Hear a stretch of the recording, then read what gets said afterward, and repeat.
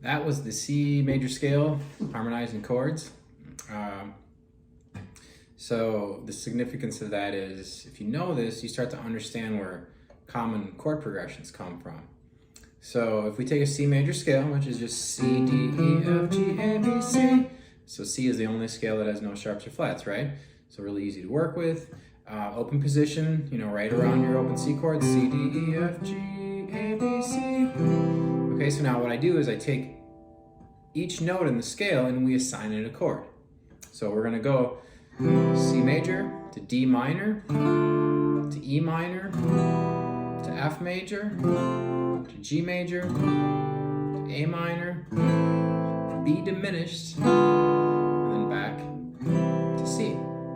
So you can hear how that diminished, that 7 chord, just really, really wants to pull back to the 1 chord. So we got a 1 major, we got a 2 minor, that's D minor, we got a 3 minor, which is E minor, we got a 4 major, which is F, a 5 major, which is G, a 6 minor, which is A minor, and then that 7, that diminished, and then back to C. Now when we use this stuff in music and songs, I would say that the diminished chord is probably not as used as frequently, So really the 1 through the 6 are kind of the 6 chords that we deal with. So, and the most commonly used chords in popular pop music and is the 1, 4, 5 chords. So in C, that's C, F, G, or C, G, F, it's those 3 chords are used a lot, right?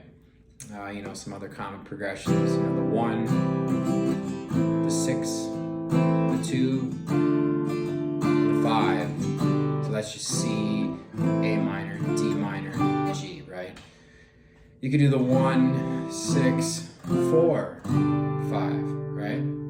So all different ways to do these. So for some of you, if you don't know this, if you're learning this right now, it might start explaining, you might start understanding now why you see certain chords work together, right?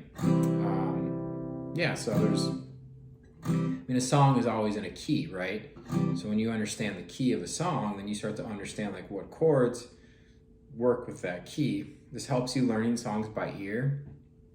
If I went to learn a song and the first chord was C, well, I would be thinking of all the other chords in C as possibilities of what other chords in the song might be, right?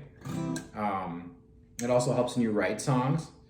Like if you're writing a song and you got a few chords, you're playing a chord progression and you don't know where to go next, well, you can think of the key you're in and try some of the other chords that are in that key, right? So if we did G major, that would be G major. Now G is G, A, B, C, D, E, F sharp. G has 1 sharp in it, the F, the 7th note.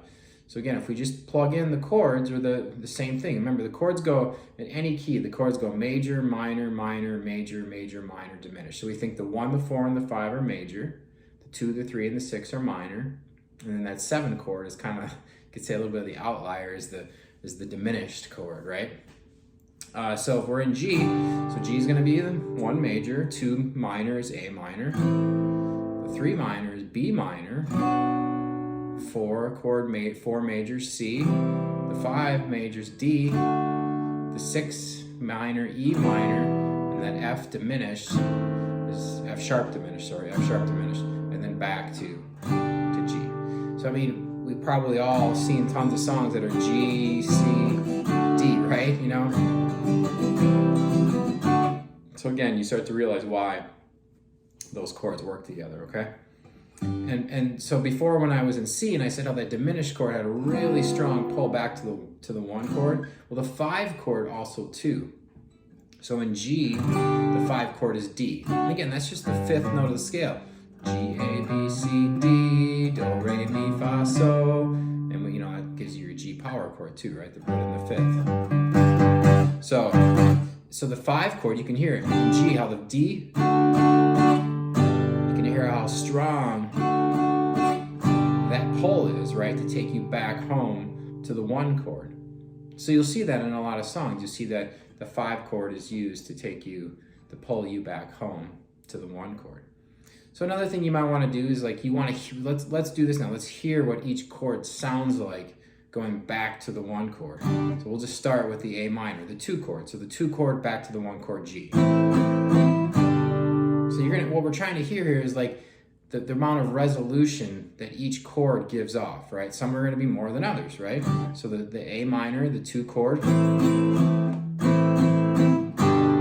know, it's there, right? It's not the most grandiose thing, you know? The 3 chord, B minor, sounds good, right? The 4 chord C, sounding good, right? Now again, the 5 chord D, and I mean, you can hear that, right? You can just tell, like, that's so much stronger than the other chords, right? E minor, the 6 chord, again, that's not as strong, right? And then the 7 chord, again, obviously, has a super strong pull back to the 1 chord, okay? All right, so now, you know, you want to learning all your keys is a really important thing, right? To just know, you know, not only the notes that make up the keys, but then you plug in those chords, right? The key of D, so D would be the 1 chord. You also start to see how keys share notes and chords, right? So actually this is perfect because the key of D, you'd have 2 chord would be E minor. Well, now think about that. In the key of C, E was the 3 chord. In the key of G, E minor was the 6 chord. And in the key of D, it is now the 2 chord, right? So it's okay, back to the key of D. So D is the 1, E minor is the 2. I'll tell you first. D major is D, E, F sharp, G, A, B, C sharp, D. So C has no sharps or flats, G has 1 sharp, F sharp, D has 2 sharps, F and C, or C and F, right? Okay. So D is the 1, E minor is the 2, F sharp minor is the 3, G is the 4, A major is the 5, B minor is the 6 chord, and then C sharp diminished, really playing diminished 7th, but, and then back to D, okay? So again, I won't go through any more keys. I just think that's enough for you to kind of start to understand. You can go through other keys. So now everything I've done here has been played in essentially open position, right? So now what you do is you take like the key of C and you start working off the different root positions, right? So like E chords, if I move up here to my C chord, the E shape, and then I'd have D minor here. I'm gonna run out of real estate, so maybe instead of going to E minor here, I start working my way down, but then going back up. So C major, D minor, E minor, F, G, A minor, B diminished 7th, and back to C. So I based all the roots of the harmonized C scale on the low E string. C, D, E, F, G, A, B, C. I'm not saying you can't keep moving up. It's just I'm going to run out of real estate here, and it's going to be hard for me, and it's not going to sound very good, right? Okay. If we do the root now off the A string, well, now I have enough room here to work my way completely up. So it'd be, see, starting here, this is basically A-shaped chords. These were all E-shaped chords. So now I got C major, I got D minor, I got E minor, I got F, I got G, I got A minor, I got my B diminished, and I'm back to my C. Then if we base all the roots off the D string, I would have my D-shaped chord, right? And then I would have E minor. I'm gonna move this, because I'm gonna run out of real estate here, so I'm just gonna move it down right away to E minor. So these are D-shaped chords. So this is D, this is C using the D-shaped chord, right? Roots on the D string here. And I got E minor here. Then I got, I'm sorry. So I'm thinking the other key here. So I've got C major, and then I got open D minor, and then I've got E minor using the D minor shape here. And then I've got F major using the D shape, and And I got G major, and then I've got A minor, and then I've got the B diminished here, and then back home to C. So again, this is a little bit trickier, but these are all the roots were based on the D string. So C, then open D. Again, I'm running out of real estate, so I'm just moving my way down. So C, then D, then E, F, G, A, B, C, right? So now think about that. Like, I have everything I need. I know, look at all the places now. I know all my chords in the key of C, right? Okay.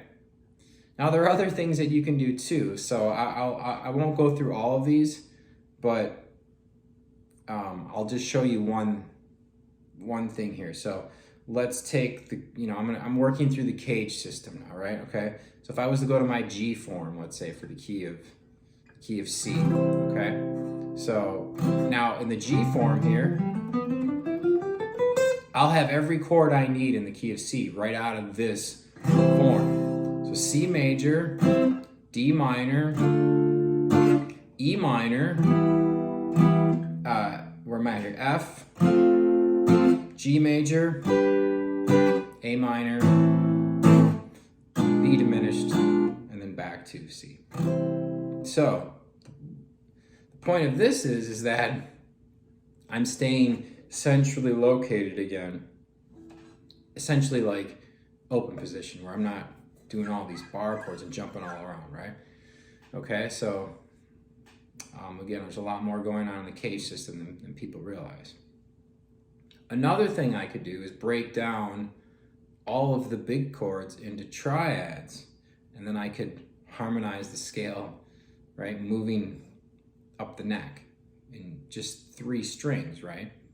So let's say I took, let's just say we took the bottom of the C chord here, right? The bottom 3 strings, all right? The G string, the B string, and the E, right? So that would be C major there, right? We're basically starting on C, but in the G, right? Okay? So, then I could just play if I want here. This is a little bit tricky, but I could just play D, right? D minor, the D minor. These are like D-shaped chords here, right? I hope I'm not confusing you with this, but again, this is the bottom of the C chord. I'm just playing now. I'm harmonizing the scale in just 3 notes of the triad. That's it. So C major, then D minor, then E minor, then F, then G, then A minor, and then the B diminished, and then back to C, right? Okay. Or I'm sorry, this should have been. Let me think here for a second. This should have been B, D. Let's see here. Where was I at here? I don't know. I'm messing this one up. I'm forgetting. Sorry. But that was harmonizing the scale with just the bottom of the strings, or the bottom 3 strings, and just in triads, right? Okay. So you see that the point of this is now is that there's a lot more places here that, you know what I mean, that you can, than just knowing it in an open position. Okay, as you can see, I know it in a lot of different places. Okay, and what the value of that is that allows you to have more options, right?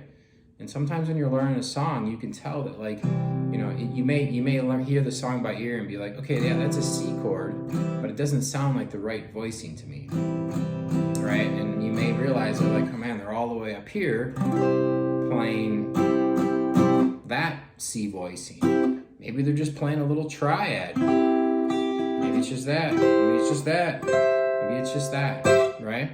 Okay? So, knowing this is a huge thing to start to understand the most popular music, right? And the construction of it. It's kind of like, I tell students, it's kind of like the adding and subtracting of music. This is the type of stuff for theory, you know, you're going to use a lot. So if you know this, it's going to help you a lot, right? All right, well, I'll leave that as that. Again, like the video, please. Subscribe, share it. If you want lessons, give me a shout out and we'll set something up. All right, thanks so much.